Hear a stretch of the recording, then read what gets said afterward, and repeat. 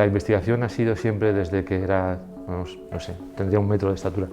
La pasión por la investigación ha sido el eje fundamental que ha girado en torno a toda mi vida y es una de las formas que tengo más bonitas de intentar transmitir a la población que lo que hay que hacer es servir.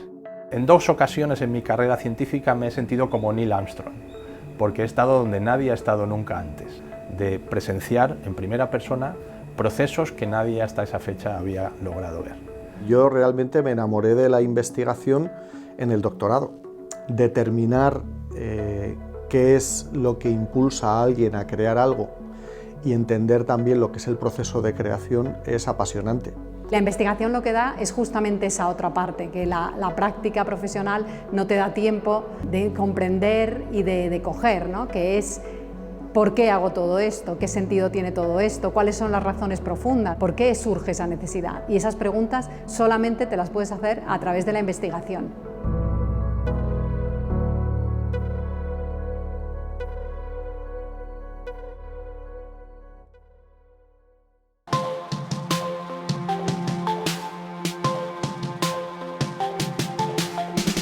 Todos conocemos los efectos devastadores que la enfermedad de Alzheimer provoca en la persona que la padece y en su entorno social y familiar. La enfermedad de Alzheimer, además, es un proceso neurodegenerativo de gran complejidad. Esto implica que tiene diversos aspectos que pueden ser atacados. Uno de ellos es la inflamación del cerebro, la neuroinflamación. Nuestro trabajo, precisamente, se dirige a combatir ese proceso de neuroinflamación que termina por dañar y matar a las neuronas de determinadas regiones del encéfalo. Entre las normas dianas sobre las que actuar para combatir la enfermedad de Alzheimer, nos encontramos con el sistema endocannabinoide y dentro de él con 2 elementos especialmente relevantes. Por una parte el receptor cannabinoide CB2 y por otra parte la enzima FA, amido hidrolasa de ácidos grasos.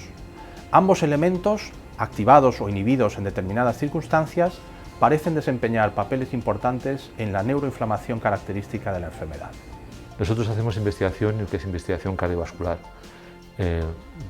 Desde siempre, además, llevamos a cabo una serie de líneas de investigación, todas ellas siempre encaminadas a favorecer o inducir protección de un paciente afectado por una de las más importantes enfermedades cardiovasculares, como es el infarto agudo de miocardio. Y la función principal de este proyecto es intentar mejorar la calidad de vida del paciente que ha sufrido un infarto agudo de miocardio.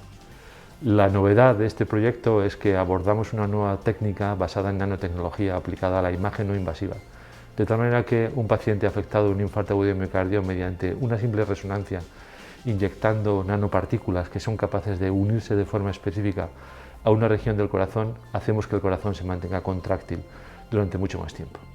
El problema en realidad es determinar cómo sigue calando lo que sería el ámbito de los mitos, y el mito entendido como un relato simbólico que trata de dar una respuesta del mundo que nos rodea y del sentido que tiene la existencia en el mundo contemporáneo, y muy concretamente en la Comunidad de Madrid, ¿no? Al final el mito tiene un ámbito, un aspecto inmanente, pero tiene un aspecto también trascendente, un aspecto que tiene que ver con algo que está más allá de nosotros, con las creencias, y entendiendo también que por mito no entendemos algo fabuloso que es mentira, sino todo lo contrario, es una manera de dar sentido a la existencia a partir de un relato que, aunque no tenga un aspecto demostrable científicamente, es la transferencia generación tras generación de lo que es una verdad. Existen muchas investigaciones sobre las nuevas tecnologías aplicadas al periodismo, los nuevos medios de comunicación e incluso sobre el periodismo móvil, pero hemos detectado que no existía una búsqueda de cuáles eran las causas que habían producido esta nueva manera de informarse a través de los móviles. Y hemos empezado a encontrar que uno de los motivos es el nomadismo, el nuevo nomadismo, ¿no? Aquel que McLuhan llamaba, por ejemplo, el nomadismo digital o el winomadismo, que se ha llamado también, y el periodismo móvil se centra justamente en ese marco.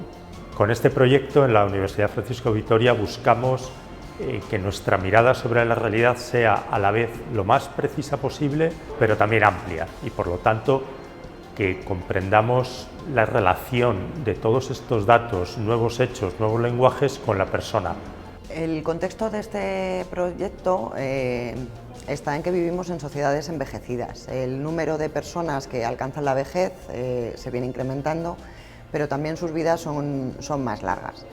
En este contexto, la imagen que tenemos sobre la vejez es una imagen muy negativa, muy vinculada al deterioro y a la carga social que suponen. Lo que este proyecto demuestra es que no es real esa imagen negativa de la vejez.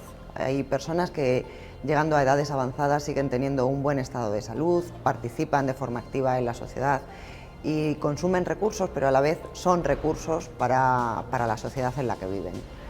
El proyecto responde al problema de la España vacía y pretende investigar un nuevo modelo de repoblación centrado en la persona y en las familias en un pueblo de la provincia de Ávila. Vamos a investigar en un nuevo modelo de repoblación centrado en la persona, donde las familias sean el eje del cambio en un pueblo de la España vacía, y pretendemos que trabajando un proyecto agrícola sea su medio de ganarse la vida y formen una nueva comunidad en este pueblo despoblado de Ávila. Este proyecto intenta abordar el problema de la detección del dolor en los pacientes con Parkinson. Esta enfermedad es una enfermedad que tiene muchos síntomas, tanto motores como no motores, pero el problema de los síntomas no motores es que es muy difícil de detectarlos y cuantificarlos, y por tanto ajustar el manejo terapéutico de los pacientes se convierte en un problema. Uno de los síntomas que más problemas causa y más incapacidad es el dolor.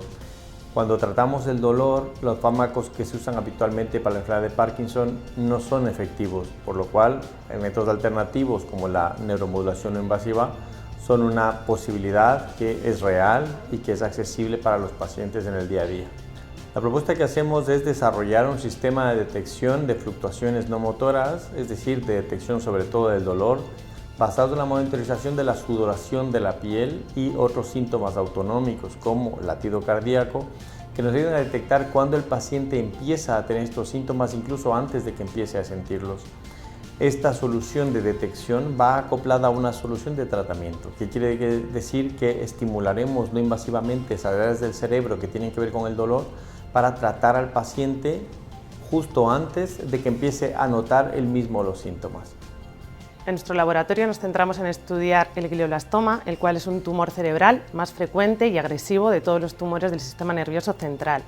El problema radica en que desde 2005 no se ha cambiado la terapia de estos pacientes, se sigue con el mismo protocolo y la esperanza de vida rara vez supera los 15 meses. Nosotros decidimos estudiar la ruta de señalización Hisogli porque sí que se había visto que estaba implicada en el desarrollo de algunos tumores cerebrales infantiles, pero no se conocía nada de qué pasaba en estos tumores adultos. Nos dimos cuenta que cuando obteníamos un tumor sólido al diagnóstico, había pacientes que tenían mayor migración, mayor diseminación del tumor por los haces de mielina. Analizamos la expresión de unos cuantos genes de señalización de la vía de Hisogli y vimos que había un gen en concreto que se llama SUFU que estaba presente de una manera descontrolada en los pacientes que tenían mayor migración.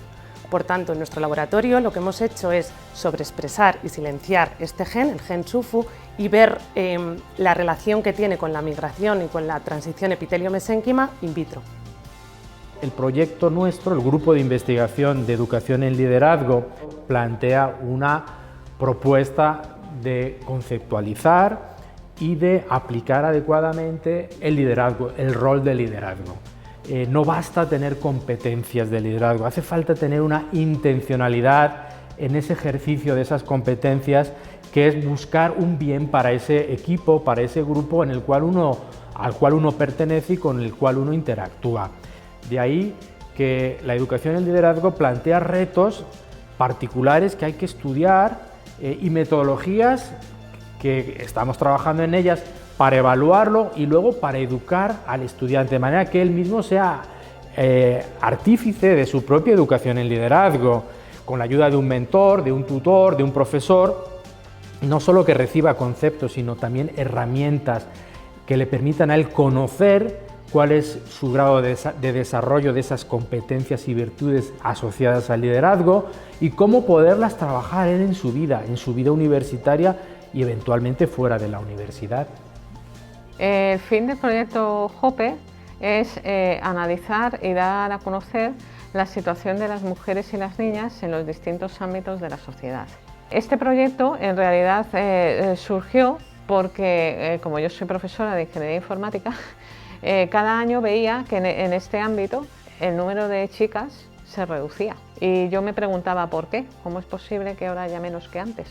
Realmente informes internacionales como el TIMSS han puesto en evidencia que las niñas desde etapas muy tempranas, desde la educación primaria, empiezan a mostrar menos interés y a sentirse menos capacitadas para asignaturas como matemáticas. Pues básicamente intentamos sacar estadísticas y análisis para identificar diferencias entre países del mundo para intentar de ver qué es lo que influye o qué es lo que motiva esas diferencias. Hemos estudiado la red social Twitter para tratar de identificar diferentes patrones y sentimientos en las opiniones sobre un tema de actualidad como puede ser el cambio climático y también en relación a las tecnologías de información y su aplicación a la educación. También hemos analizado diferentes repositorios nacionales e internacionales que aporten información sobre estos campos. Desde este punto de vista consideramos que es interesante remontarnos a esta etapa para que la desigualdad en ciertas áreas no se vaya intensificando. Estamos viendo que la pandemia, tanto a la sociedad como al deporte, nos está dando un giro, un vuelco en todas nuestras rutinas de actuaciones.